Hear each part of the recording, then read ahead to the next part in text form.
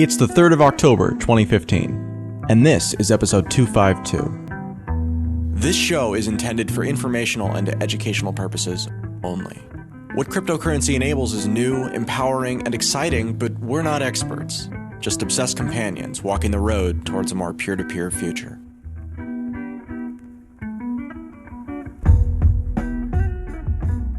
On today's episode of Let's Talk Bitcoin, we're joined by Chris and Peter, who lead the intrepid team behind the first academic peer-reviewed journal called Ledger. Gentlemen, thanks for your time. Thank you, Adam. I'm glad to be here. Nice to be back on your show again. So, just to be clear, your project has no relation whatsoever to the hardware wallet project also called Ledger, right? Yeah, that's kind of funny because we debated for the title of our journal for about a month, and we finally settled on the name Ledger. And then about a week later, in the fall of 2014, BTC Chip was rebranded as Ledger Wallet. By that time, we were pretty happy with the title, so we decided to run with it. And we think the product is different enough from our journal that it won't really cause confusion. Ledger is an academic, peer-reviewed journal. The first one focused on Bitcoin. And is it Bitcoin or is it cryptocurrency? Because I saw somewhat conflicting references in the articles written so far about your project. It is cryptocurrency related. And if you go to the journal's website, it's fairly unambiguous about that.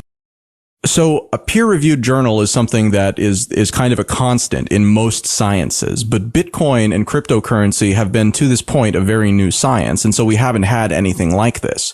Are there any instances or events in the last 6 years that have made you think, wow, we really need something like this? There's a gap that we actually don't have this, and here's a situation where it really could have benefited us. Well, I remember just from as a new user in 2013, I would read all this different information on Bitcoin and cryptocurrency, and it was very difficult for me to discern what was the facts from what was not the facts, especially when the media in most cases was comments on a forum, a blog post, or a self-published paper. I felt that what was really needed was something with the authority of a peer-reviewed journal to sort of give certain manuscripts a stamp of approval that this is recognized as accurate and important by experts in the field.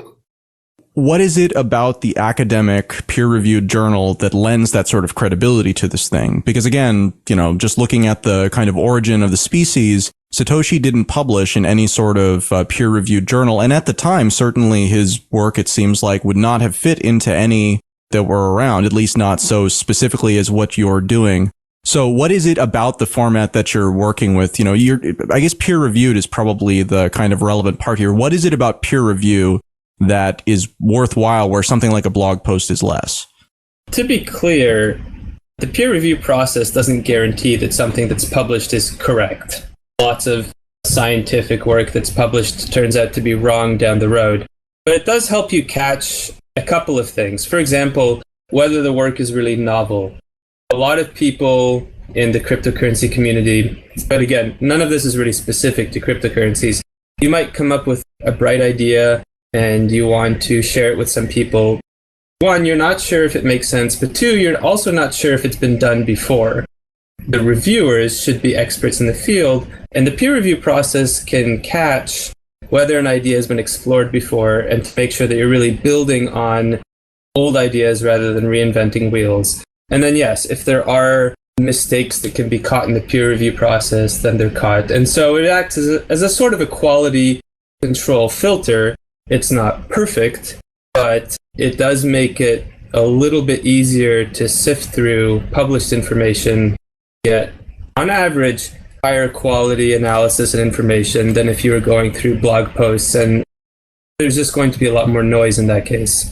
It sounds sort of like it's applied skepticism. It's if something is published in a peer journal, in order for it to be published in something like Ledger, it would have needed to go through this review process, which means that if the ideas were old or if they were rehashes or whatever, then that would have come out in the process as opposed to post-publication. Whereas the stuff that we see most of the time, a lot of times, it may have been talked about internally amongst a team or, a team of advisors, but it will come out quite quickly. And then it goes into marketing really quickly before you have a chance to get through the validation process. This puts validation, at least a level of validation, in front of the part where you start, getting excited about it. Correct.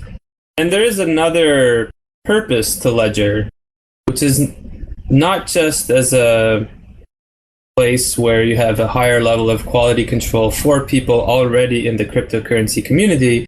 It's also an outlet for academics who already were academics but maybe weren't yet doing research in the cryptocurrency space, for them to start contributing to the cryptocurrency community.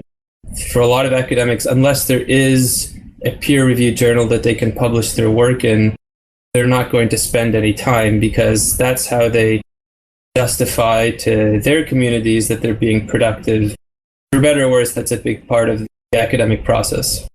So it's a comfortable format, and to this point, some academics have had a hard time kind of integrating in, or not necessarily integrating, but doing work in the cryptocurrency space, because there wasn't an outlet that was legitimate in their, in their eyes and to the eyes of the people who are funding their work. Exactly. Whereas Ledger Ledger is this nice, comfortable format that they can just slot into, and then it's about this topic. Exactly. Ledger is a traditional peer-reviewed academic journal. Okay, so one other question that I had on this before we kind of move on into the process a little bit. Almost every new cryptocurrency that I see coming out seems to have a white paper, which, in the tradition of Satoshi, you kind of have to have a white paper. And what a white paper means, the thing of it has sort of drifted from simplified technical documentation to kind of a quasi-technical, almost marketing in some circumstances. And they also seem to be getting longer too. So is this the sort of thing where, Ledger could help filter through all of that noise by encouraging people to submit their white papers, before the cryptocurrency project actually releases and go through this vetting process? And then you can identify the ones that haven't gone through the process and say, okay, well, they deserve a higher degree of scrutiny. Is there any sort of cleaning up the swamp in here too? If I could jump in, Peter, one of the things that I think Journal is going to be really great for is alternative cryptocurrencies. I think it makes a lot more sense if someone has an idea for some modification to the Bitcoin protocol, for that to be an academic paper discussed among the cryptocurrency community before it's implemented. Right? If you have an idea for a new feature, the starting point should be a discussion rather than just launching ahead with it and people putting real money into it. So I absolutely think the journal is really a natural place to explore alternatives to the Bitcoin protocol, as opposed to what's going on now, where everyone's just making their modifications, running with it, trying to get people to buy into it in what is probably a sort of a premature process. So let's go through the process here of how this would actually work if I'm somebody who's submitting a paper. Let's say that I've written a paper entitled Application-Specific Autonomous Self-Bootstrapping Consensus Platforms. It's 4,800 words long and deals with how tokens built on Bitcoin or other cryptocurrency foundations could be used to drag a yet unknown solution that exists somewhere in the future into the now by putting a big pile of crowdfunded money on the other side of a lock that can only be opened by a person or group who delivers the outcome desired by that crowd that put it there. Is that the sort of thing that you're looking for? Does it cost me anything to submit it? Can my paper be rejected, whether you've received too many or if it doesn't meet your criteria? And I'm a prospective author. Talk to me here. Well, before I answer that question, let's go back to the idea of white papers and how they differ from a research paper. So I would say Satoshi's white paper was more of a research paper, was presenting things that were new, that were novel, that had never been done before. But not all white papers do that. And if you look at a lot of the white papers, they're more of an explanation for how this cryptocurrency is designed. And it's just piecing together things that already exist, just in a slightly reformatted way. That wouldn't qualify as a research paper. A research paper has to do something that's new and novel in the field, something that advances the state of the knowledge in cryptocurrency. So if you take something like the CryptoNote ring signature technique, that would be new research that could be published in Ledger. But if you package if you change the block time for Bitcoin, change the inflation rate, call it Bob's coin, and write a white paper on it, no, that's not original research. So Bitcoin itself, you're basically saying, would have been novel when Satoshi posted it, but when Litecoin, is writing their white paper, and the only thing that they've changed are kind of these tangential details. And I guess Litecoin also changed the proof of work mechanism as well. Right, they're using script as opposed to double SHA-256. Yeah, exactly. So would Litecoin at the time that Litecoin was released, would that have been a good fit for Ledger, or do you think that that's too derivative of Bitcoin? Well, I don't think we want to be thinking about publishing a paper on a specific cryptocurrency. You're not going to publish the Litecoin white paper. You might say, okay, that we have this new idea for a hashing algorithm. It's called Scrypt. It has these properties. It's different from Bitcoin's hashing algorithm for these reasons, and write a scholarly article analyzing that. That would be totally something the Ledger would publish. If you're trying to market some new cryptocurrency, then no, I don't think that's the kind of content we want. I think that there's a kind of very blurry line between having something that's new and novel and having something that you're aggressively trying to market. So I'm just trying to figure out, but it sounds to me like what you're saying is that it really is just about the novelty, and that if you took something like using Scrypt instead of using SHA-256, which would have been the state of the art at that point, using SHA-256, then you're using Scrypt instead, you could have gotten a paper published explaining the reasons why you think that's a better idea and then trying to defend that thesis. But the core, the thing that it goes into, the larger project, is totally irrelevant to the purposes of Ledger. You're just interested in the innovation. Correct. Okay, great. I think I have a decent understanding. So going back to my question about the paper that I'm going to publish with you guys in this first run, I think. Yes, it seemed to have a very long title. You might have to repeat that for me. It has a very long title. It's called Application-Specific Autonomous Self-Bootstrapping Consensus Platforms. Based on what you've said, I think it probably would qualify based on, again, state-of-the-art inventions and things like that. So if I was going to go through this process, let's just assume for a second that I'm submitting it. What does that look like? You would go to our website, the ledgerjournal.org. You would register as an author. There's an online submission process. Before you submit your article, you'd want to consult Ledger's author guidelines. So, for example, we have a 4,000 word limit, a number of other considerations that you'd want to read through, formatting citations a certain way.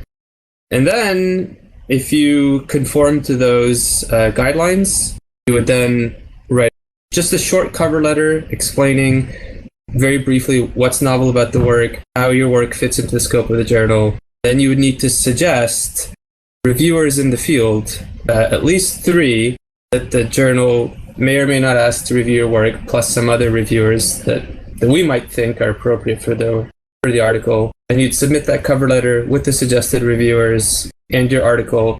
And if you have any appendices or supplementary data that goes along with your paper, you could submit that to the online submission process. Okay, so now I've submitted my paper, and let's assume that, it's been accepted. I conform with all of the style requirements and... Well, it hasn't been accepted at that point. It would be admitted to peer review. We would look over your submission briefly, make sure it adheres reasonably well to the author guidelines, agree with you that it fits within the scope of the journal, and that there is something novel here. And at that point, we would then forward your paper to 3 different reviewers for peer review. So it would be a more lengthy process before your article is actually accepted for publication. There's a very high chance that it will require some revisions on your end in order to meet the requirements for peer review. So where does acceptance actually happen? Is it after peer review has occurred, and then at that point, basically, if the consensus comes back from the various reviewers that yes, this is novel, yes, it doesn't seem to have any gigantic logic holes in it, and here's what we think of it. What type of feedback would I as an author get from these people? Typically, and I'm just talking generally about the academic peer review process, right, if they identified any if they said that the work wasn't novel and that it was fundamentally flawed, your paper may just get rejected. Hopefully that wouldn't happen. Instead, you'd hope that reviewers would have constructive criticism. So they'd say, this is a problematic section. You need to substantiate some claim that you made. So then that might require a fair amount of work. That might require more work from you as an author than just writing another paragraph. You might actually have to do some calculations or something to defend a claim you made in your paper. But even if the reviewer said everything is technically sound with the paper, they might still have other suggestions to communicate some idea more effectively. And we as editors, we would encourage you to try and meet the reviewers, their suggestions. And so you probably have to do some minor revisions at a minimum. But at that point, if only minor revisions were required, it would probably be accepted for publication. If the reviewers were skeptical and you needed to substantiate a claim, it might go back to the reviewers, and the reviewers would have a second chance to look at your paper. So there can be basically as much back and forth in this system as is required. And if there's actually something there and it just takes multiple backs and forth, that seems like it's okay. How long does something like the peer review process take with what you're doing? And I mean, like, do you even have the ability to kind of estimate that at this point, or are you still too early? Yeah, we were considering single rounds, but we've decided to have as many rounds as necessary. So to answer your question, Adam, because cryptocurrency is such a fast-moving field, we feel that Ledger has to be responsive and quick and efficient with its peer review. So our target is to have each round of peer review complete within 6 weeks. So from the moment you submit your paper to our journal's website to the moment you hear back from the reviewers with their suggestions, our target time for that is 6 weeks.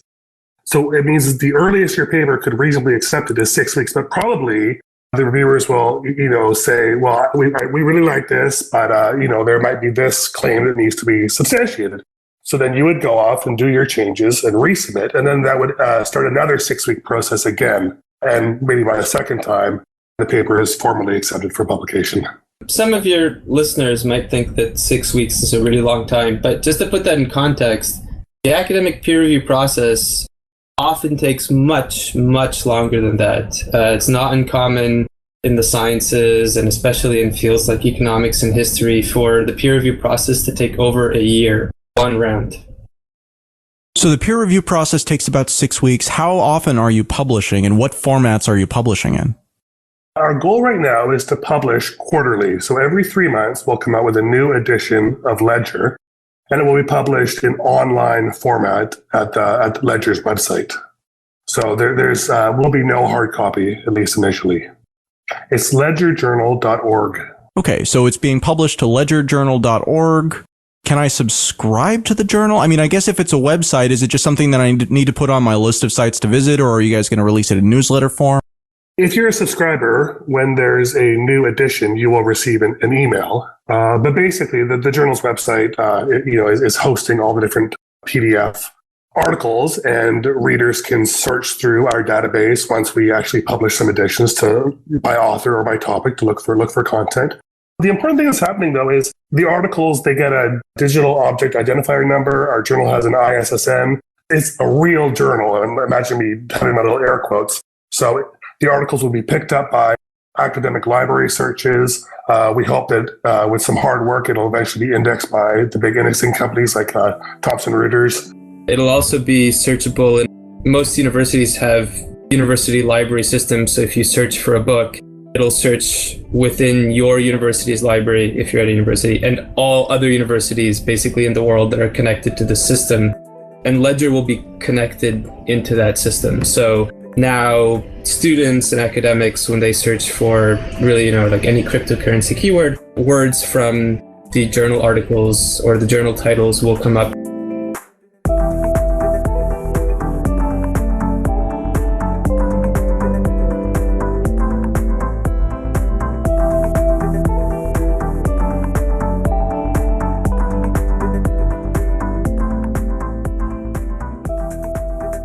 This episode of Let's Talk Bitcoin is brought to you by Tokenly.com and the newly relaunched LTB network. If you haven't checked out the new and improved site, you're missing out, and we've got more to come. Let's actually kill the music here for a minute. One of the original shows to join the LTB network after that podcast contest we held almost 2 years ago was Bitcoins and Gravy, and John Barrett, who, along with Lyd Shaw in the early days, has produced a staggering swath of episodes and useful, interesting content. Fans of Bitcoins and Gravy will have noticed that there have been no recent episodes, and superfans will know that John Barrett has been having a lot of trouble with his hand, making both editing the show and also his performance of music both difficult and painful. I hope you'll join me in thinking good thoughts for John Barrett as we listen to this, his seminal track, Ode to Satoshi. Thanks for listening, and I'll be back in 3 minutes with the magic word. Now climb aboard, y'all. This train is bound for glory. And there's plenty of room for all. Well, Satoshi Nakamoto, that's a name I love to say. And we don't know much about him, but he came to save the day. When he wrote about the way things are and the way things ought to be, he gave us all a protocol this world had never seen. Oh, Bitcoin, as you're going into the old blockchain. Oh, Bitcoin, I know you're going to reign, till everybody everybody knows till everybody knows your name. Down the road it will be told about the death of old Mount Gox, about traders trading altar coins and miners mining blocks. But them good old boys back in Illinois and on down through Tennessee, see, they don't care to be a millionaire, they're just wanting to be free. Oh, Bitcoin, as you're going into the old blockchain. Oh, Bitcoin, I know you're going to reign, till everybody knows, till everybody knows your name.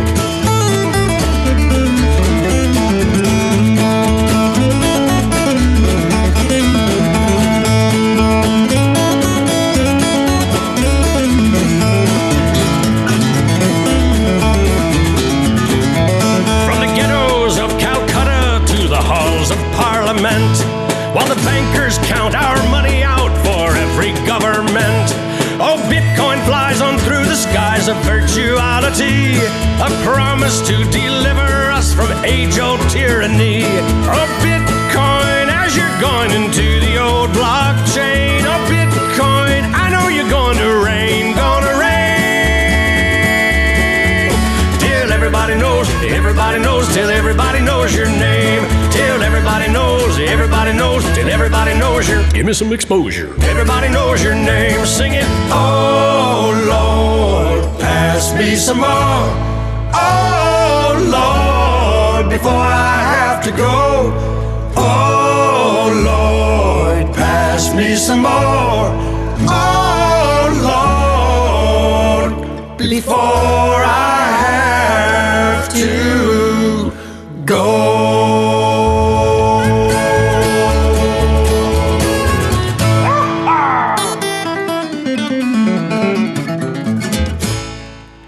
If you want to reach out to John Barrett, email howdy@bitcoinsandgravy.com.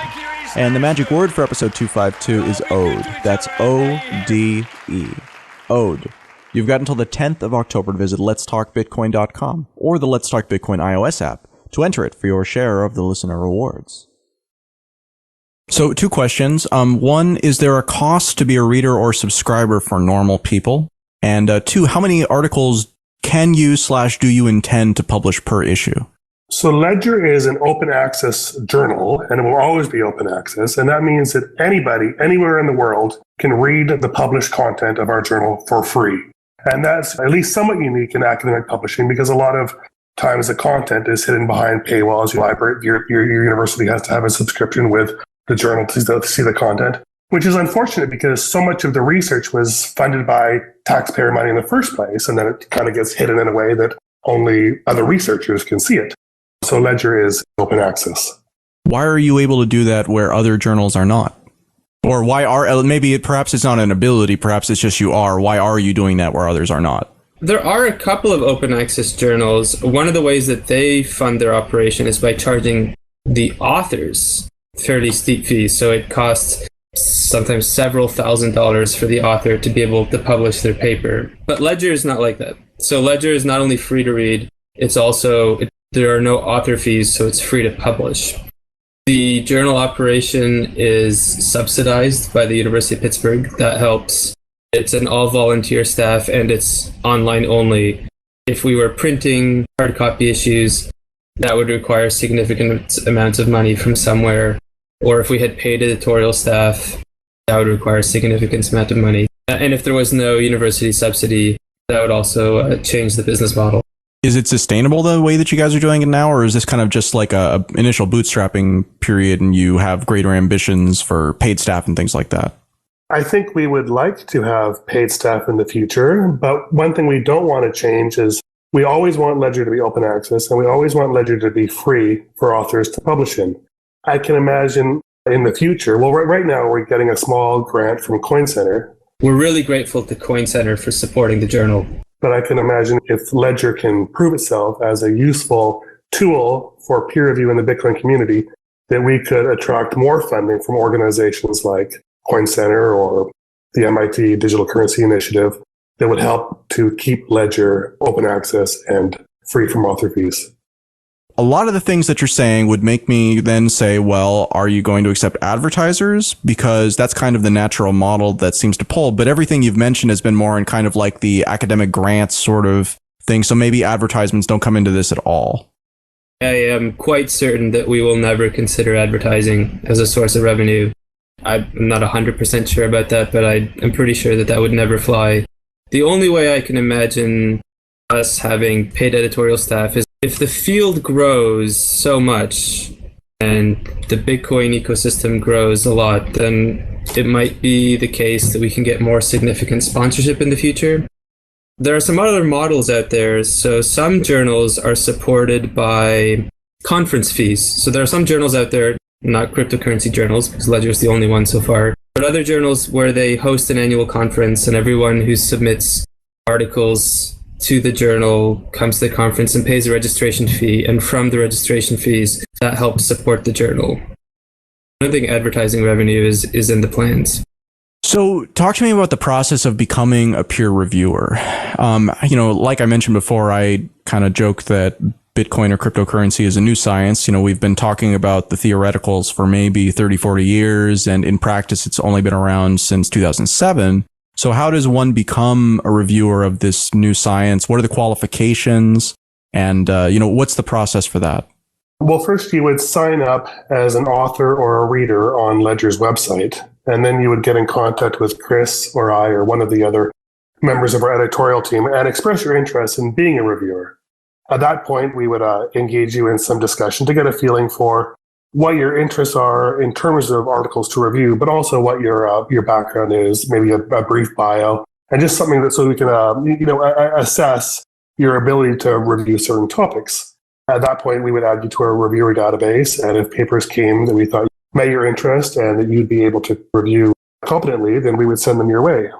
Ultimately, we need to see some evidence of some form, published work or otherwise, that a reviewer is appropriate for judging work in a particular area. So they don't necessarily have to be academically accredited, but they do have to be demonstrably qualified. Yes, they need to provide evidence that they know what they're doing. What kind of time commitment should be expected from something like that? Like when you have somebody who's on the list, should they expect to get, like one article per round, or is it really just depend on how many are coming in, or what type of workload do you expect these types of users to have? They could also decline to review an article.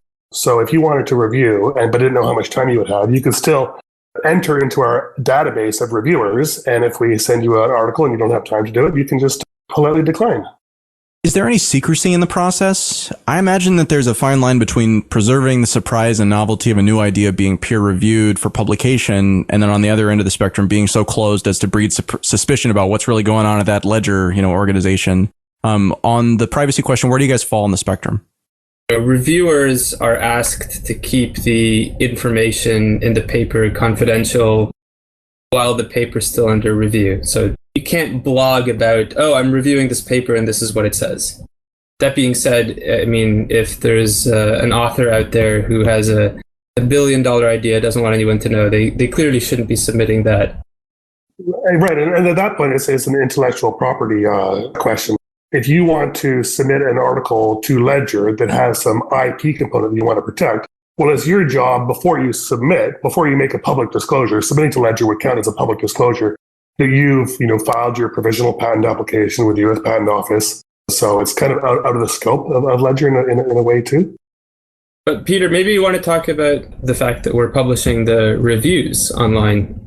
Is that related to your question, Adam? Very much so. I was going to ask a follow-up on that, actually. Are the reviews actually published? Are they credited to the people who reviewed them? Is it like when you do a peer review, is it actually published alongside the piece, or is it just like part of the process that then generates the paper at the end, but you never actually see, what's going on in that process? In the case of most academic journals, the review, what actually goes on behind the scenes, is hidden. But Ledger is novel in this respect in that we publish a transcript of the peer review process. So that means the comments made by the reviewers to the authors responses back to the reviewers, but also any dialogue between the editorial team and the authors and reviewers. So if the article is accepted, we publish the PDF of the article, and beside it, we publish the peer review transcript that anybody can download and view. And we hope that will add objectivity and transparency to the peer review process, help remove bias in some way. And the reviewers can choose to stay anonymous or not. By default, reviewers will be anonymous. It'll be reviewer 1, reviewer 2, and reviewer 3. But reviewers have the option to de-anonymize themselves. Interesting.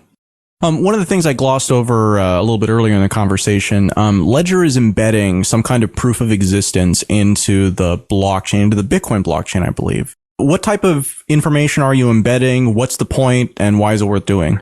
Right. So this is something we're really excited about. So before we publish a PDF manuscript, we're going to hash that to get a fingerprint of that manuscript. And then we'll embed that into one of the Bitcoin blocks to serve as a sort of proof of existence that the document existed in the exact form it's in at that moment in time. So imagine someone publishes some controversial piece of research in Ledger, and 2 years down the road, some other organization says, well, we don't like that paper says exactly what it says. And maybe they can find some way to, convince someone to change that paper in some small way. Well, now, because the fingerprint of the original paper is timestamped in the blockchain, we would have proof that that paper 2 years later is indeed a forgery. By timestamping documents in the blockchain, we eliminate the ability for people to rewrite history or change the narrative after the fact. One of the things that occurs to me is that by doing it that way, you're not actually putting the paper into the blockchain. You're putting a fingerprint in, and it's not like you can see what was changed about the new version compared to the old version. It's just that you can see that it definitely was changed, because these fingerprints, if you were to change one character, like add an additional space into the paper and then resave it and redo the whole thing, the fingerprint would be completely different than the version that just didn't have that space. So it's not about necessarily being able to qualitatively look and see what the changes are. It's just about being able to, nobody can go back and rewrite history, like you said, and say that this thing was back there, because you can provably say, no, this fingerprint doesn't match what was embedded in the blockchain at this time. Exactly. We won't know what was changed, but we will know that something was changed. And so that happens after the peer review process, after the document that's going to be published has been created in its entirety, but before the publication. So there's that little window there where you put it in the blockchain where nobody else could have it except for, either I guess it would just be you guys. So it's actually Ledger that's going to be putting this in pre-publication, not the author. Right. So at that point, the final PDF manuscript is in its final form. No more changes are going to be made. But before we actually timestamp it in the blockchain, we then ask the author, the corresponding author for that paper, to digitally sign it with the Bitcoin private key that's associated to him publicly. So not only will we embed the fingerprint in the blockchain, but we'll also have cryptographic proof that the author demonstrated their approval of that manuscript exactly how it was at the Bitwise level. So guys, this is exciting. When's the first issue coming out? I guess the other question that I have, although I'm not sure if you can answer it, is the submission process has been open for a couple of weeks now. Have you gotten any submissions that you are excited about, or any headlines you want to throw my way? We hope to publish the first edition of Ledger in the spring of 2016. So the window for submitting for the inaugural edition closes on December 31st of this year. And then, 3-4 or so months later, we'll come up with the first edition. Regarding what we've experienced so far, we were actually overwhelmed. On the first day, I think we had 3 submissions. I think we've now received 7 or 8 submissions. So we've been thrilled by the positive response from the community so far. And I asked an earlier compound question, and so we skipped this part.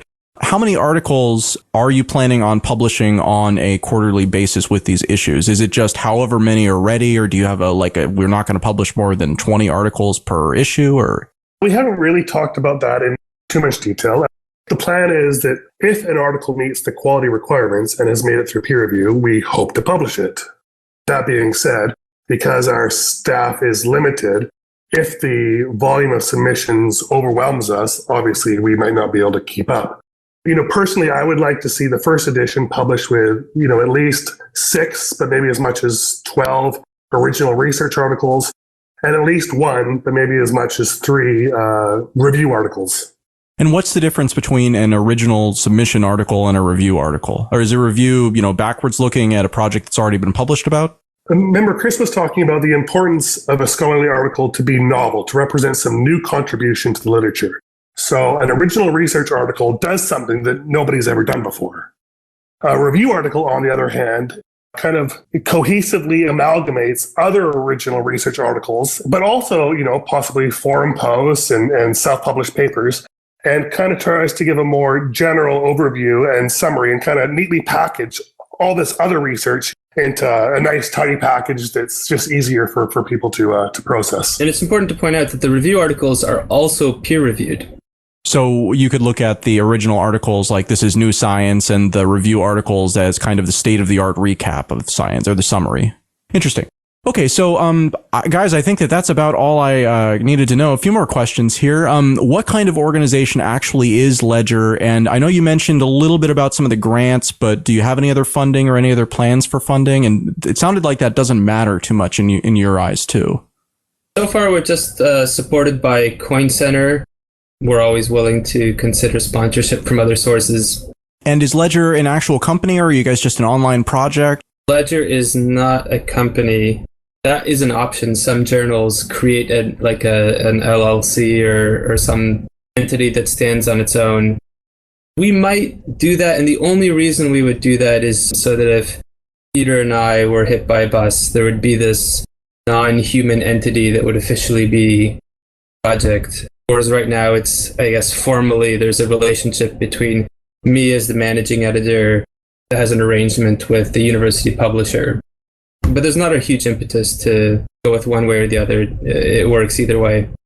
What kind of contributors, if any, are you looking for to get involved with the project? Sounded like people could sign up to be a variety of things. What are those? Where should they go? Give me the full URL, please. Well, we're looking for exciting papers on any aspect of Bitcoin, cryptocurrency, and blockchain research. And we're hoping to solicit articles from not only academics, but people working in Bitcoin industry as well. To submit an article, you would go to ledgerjournal.org and sign up as an author, and then follow the online submission process. Thanks for listening to this episode of Let's Talk Bitcoin. This episode featured content from Chris, Peter, and Adam. Music for this episode was provided by Jared Rubens, sound position, and John Barrett. This episode was edited by Adam B. Levine. Any questions or comments? Email Adam at letstalkbitcoin.com. Have a good one.